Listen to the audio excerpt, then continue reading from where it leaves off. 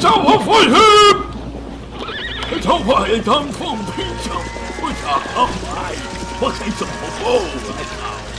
你看我买来不好，你想跑还差一步，我怎么不？哈哈哈哈！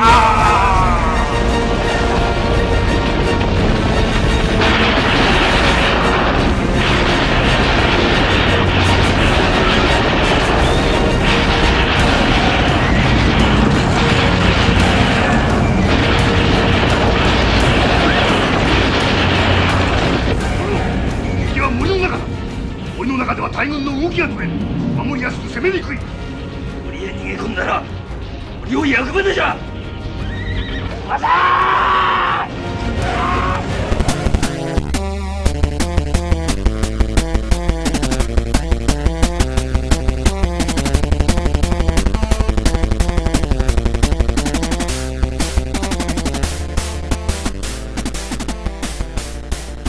Konnichiwa, player. This is the most feature-rich Total War game to date. More importantly, it is the best Total War game to date. And now the series has finally caught up with today's age of multiplayer gaming. A difficult feat when you consider that Total War campaigns are usually days or week-long sessions. Now, many reviewers are skipping over the multiplayer portions of this game, but this year I think it's a brand new addition to the Total War formula that needs to be covered in detail. But first, if you haven't played any of the Total War games, they essentially play like this. It's composed of a strategic map view where you build your armies, manage your empire's economy, organize your generals, and engage in diplomacy with other daimyos in feudal Japan. The other part of the game is when two enemy armies meet on the campaign map, they'll engage in a real-time tactical battle, and it displays like hundreds of thousands of soldiers engaging in melee combat, hand-to-hand, with really impressive combat animations. It's come a long way from the original offering in Shogun back in 2000. Naval battles, siege battles, and even ambushes all add to help keep it fresh and interesting. Campaigns can take a single day or up to weeks depending on the parameters you set. So you can see how multiplayer has always been a really tough mode to include for the series. But Shogun 2 does a few things that makes it manageable. First, you have the real, traditional, and now cooperative multiplayer campaign, a feature that Napoleon Total War lacked. This is where you can ally with a friend or even compete against him, just as you would in a normal campaign with all the features, each of you taking turns on the campaign map. And in battles, you can even split control of armies. Just make sure you have plenty of time if you plan to go this full mode. However, for people that like their gaming in shorter bursts, you can now engage in a new mode called Avatar Conquest. This mode has you create your own general, customize his colors, his armor, his banners, create your own army, and then engage against other multiplayer generals. These wins and losses then apply towards a metagame campaign map, where you're fighting for control of Japan. New territories give your army bonuses as your general and troops level up. You can even join in a clan together and set objectives on the map, competing in seasons to become the greatest shogun of all multiplayer clans. There's even drop-in battles that allows you to play your battle as the opponent in somebody else's single-player campaign. It's all really amazing. I found that single battles are pointless, and historical battles have never really been my thing. But with all these new features, Creative Assembly has really found the perfect balance for legitimate multiplayer in this already epic game, extending its immense playtime of already hundreds of hours to some ridiculous level. The only small caveat is how players might attempt to game the system or develop cheap tactics to defeat you.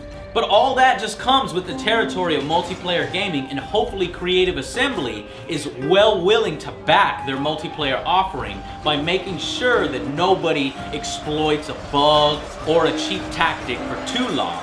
So that was the new multiplayer, but how does the core elements of the original Total War formula hold up? Well, first off, returning to the era that started the Total War series was the perfect thing to recapture what this game does best. Going back to melee weapons, facing your enemy in close combat. Now with choreographed, individual combat animations by actual sword masters. This plays out amongst thousands of troops. It's truly a sight to behold. The campaign map itself has seen refinement and polish to near perfect levels. And since it's over a map of Japan, you don't feel quite as disconnected as you did in Empire Total War. Bonus missions provide clear and concise goals that offer you rewards for a few seasons to guide you as you play. Every clan has a unique video and advisor voiceover that explains the strengths and weaknesses and the current status and relationship with surrounding clans. In my first playthrough as the Mori clan, I was allied with my most loyal friends, sword masters, the Ochi.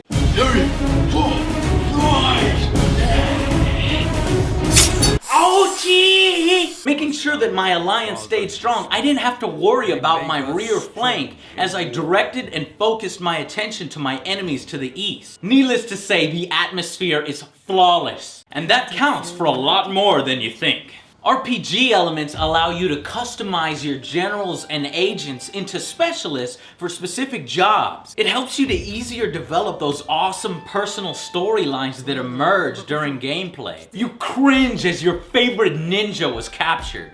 I even redirected and marched an entire army to take revenge for my most veteran and honored assassin.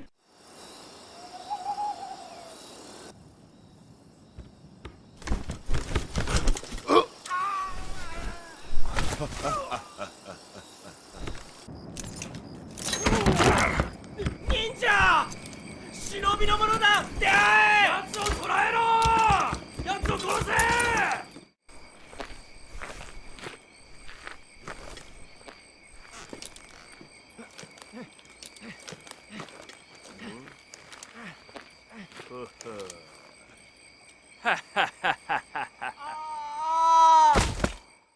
！And each agent is valuable. Thankfully, geishas themselves have been toned down. But they are still lethal assassins taking out the generals that you need stopped. Eliminating even the most experienced generals from the battlefield. Shoot! Shoot! Feed! Shoot!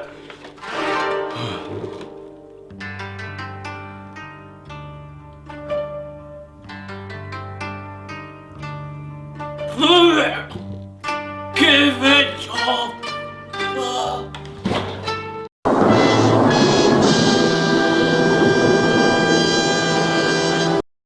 Siege battles can get a bit messy though. I can't imagine what a battle like this would be like in real life.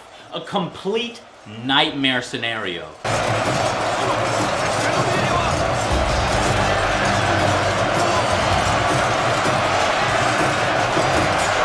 The recently added naval combat makes a return, but there's much less micromanagement involved, very thankfully so. These are really just huge platforms looking to grapple with each other, which then turns into one-on-one boarding actions and land battles. But because it's Japan, you likely won't need to play these battles very often. Finally, the thorn in Total War's side that has been for the past few games has been the artificial intelligence. I must say, it's still not perfect here. So curb your expectations a bit. Occasionally you will see units doing some pretty odd things.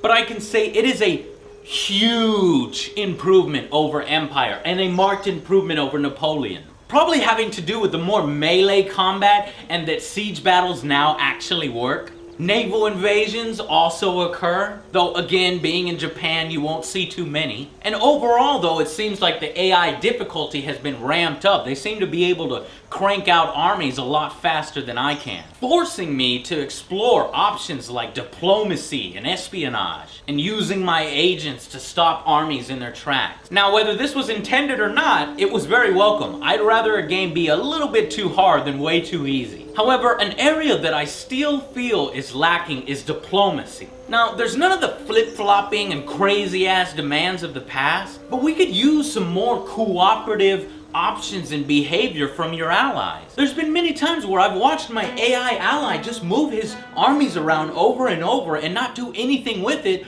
when I'm getting my ass kicked down the road, even though he's at war with them. We need an option to ask them to attack a specific territory, perhaps for a bounty. We just need more diplomacy options that allow us to do very specific things. Overall though, Shogun 2 is a masterpiece. It's a return to glory, and as a final verdict, it earns my full 9 out of 10. An excellent game that already takes an epic single player and adds legitimate multiplayer, all while polishing and improving the original formula. It fully earns my badass seal of approval.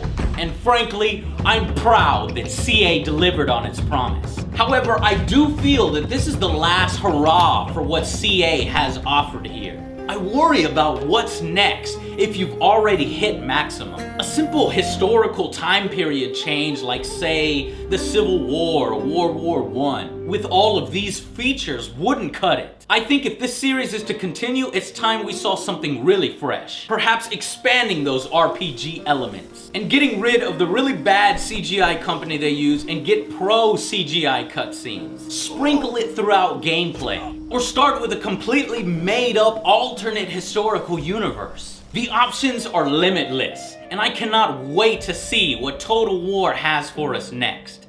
Until then, I'll see you guys on the next Angry Joe Show.